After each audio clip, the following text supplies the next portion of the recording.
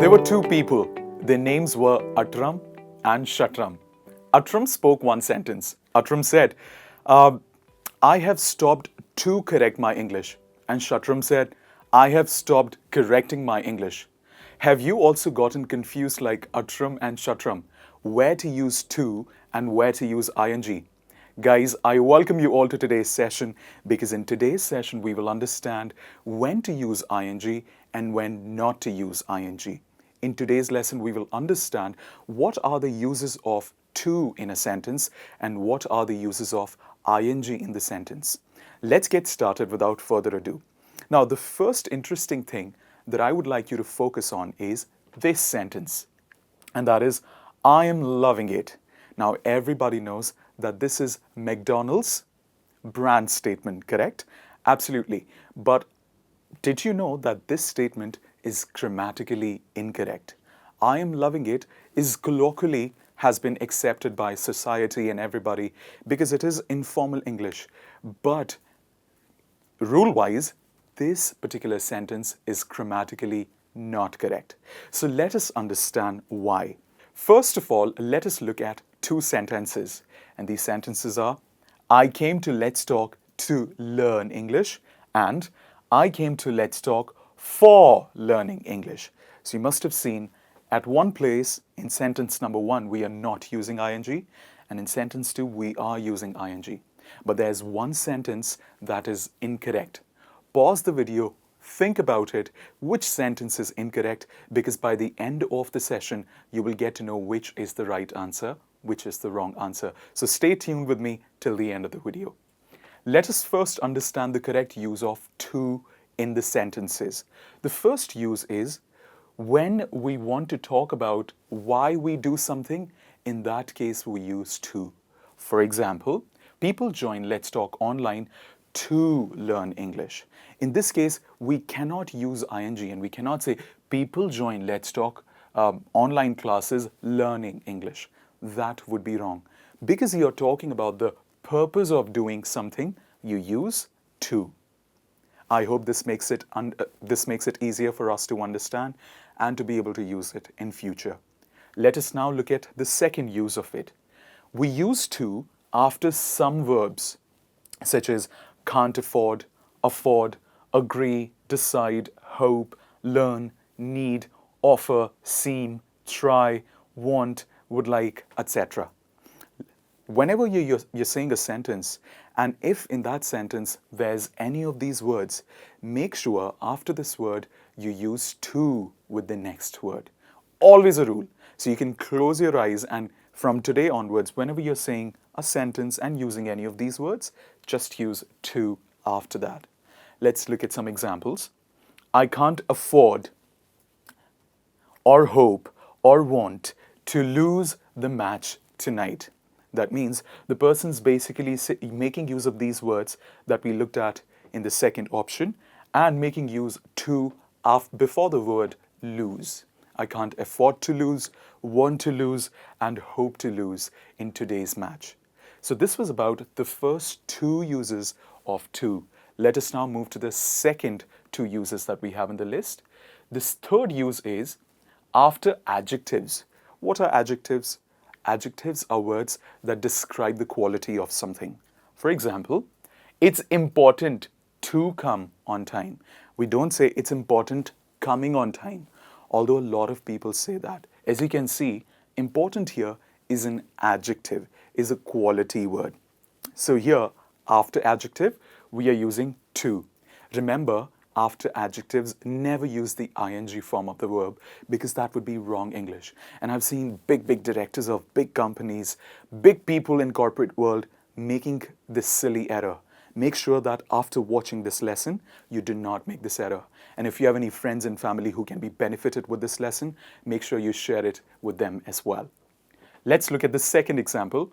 My sister has never learned to drive. Now, a very important thing here, learned here is an adjective, not a verb, has not learned to drive. The next use of to is After question words, what are question words? You must have heard of 5 W's and 1 H family, such as what, when, why, where, who, and how. These words are called question words. And after these words, whenever we use them in a sentence, we always use to. We never use ing with them. Here we go. The sentence is, I don't know where to go and what to do.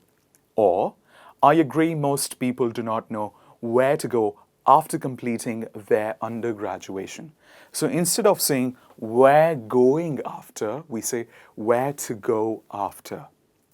This was all about all the uses of to in a sentence and how you can not use ing and should use to in certain places. This was about all the 4 uses.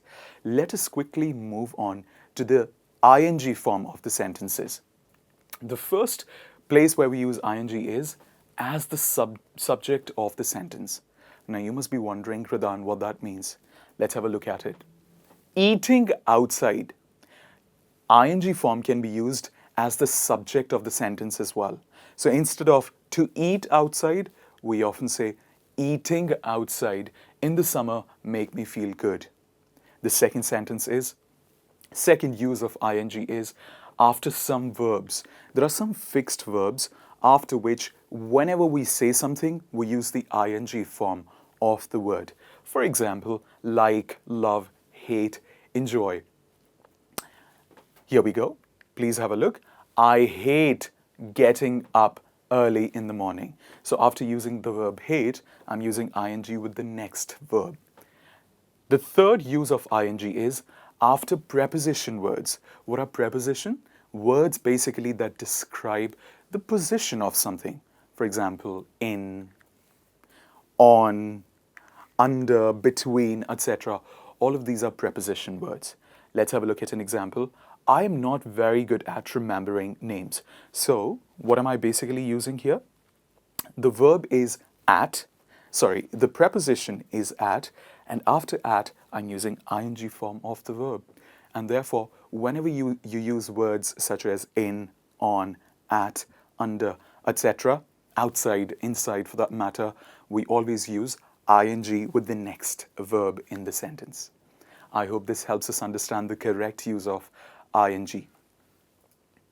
Let us quickly look at the last use of ing in the sentence. And the last is after certain common verbs which take the gerund include. Gerund basically means ing form of the word. Now, can you see all this entire list of words that we have here? I thought of why include 2 or 3 words. Let's include everything so that all your clarifications are sorted in this very session. So from next time onwards, if there's a word that you're using from this list, after these words, use ing with the next verb. For example, I hate is one of these words here, not being on time for things. Next sentence, I don't mind. Mind is one of these sentences, one of these words from this list. From here, I don't mind getting up early. Next one, I would love it the day you give up smoking. So give up is a phrasal verb which is also a part of this list. Give up. So after give up, I'm using ing. I'm not saying I would love it the day you give up to smoke, although there are a lot of people who speak sentences like this and that'd be wrong. So the right one is give up smoking. This was all about all the uses of to and ing, where you can use to, where you can use ing. If you do not understand something, please go back to the lesson, watch it twice or thrice to have your clarifications sorted. Now, I have brought something really interesting for you. There are certain questions that we have. There are 5 questions that we have. There are 5 choices that we have. You have to select the right choice and put it in the comments section below, because I'm going to be reading all of these comments and let you know if these answers are correct or incorrect. I hope you enjoyed today's session, which is all about where to use ing and where not to use ing. Thank you to Atram and Shatram for helping us through this lesson and resolving this query. Take good care of yourself. I'll see you soon in the next lesson.